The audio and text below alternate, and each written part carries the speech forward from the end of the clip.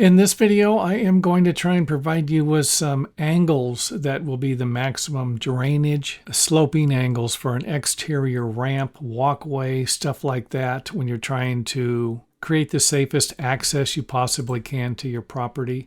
So for a ramp that will fall into the American with Disabilities Act, the maximum slope for that ramp will be a 1:12 ratio. But this isn't always going to apply to residential homes, especially where some areas don't have any building codes for flatwork or sidewalks, which means you could build a steeper ramp. That would be considered a walkway. And I do have to point out that if you do build a ramp that is going to be steeper than a 1:12 ratio, and it does not have to be ADA compliant, I would recommend putting a handrail on one side. So this will be a grippable handrail, not a guardrail, but you will need a guardrail if any point of this sidewalk is more than 30 inches above the ground, which in that case will require a guardrail and a grippable handrail. And you'll have to put one on the other side if that falls into the same category.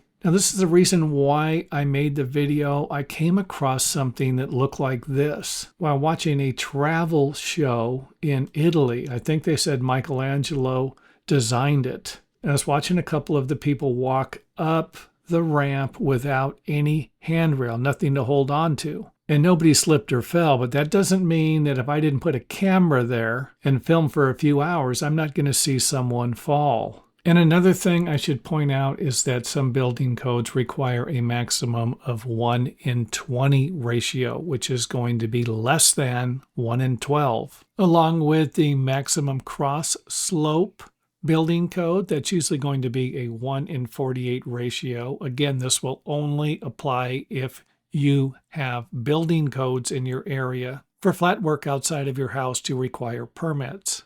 And to wrap things up with this video, you do have a 1:48 drainage ratio for your stair treads going in both directions. So that would be the length of each stair step and the depth of each stair step.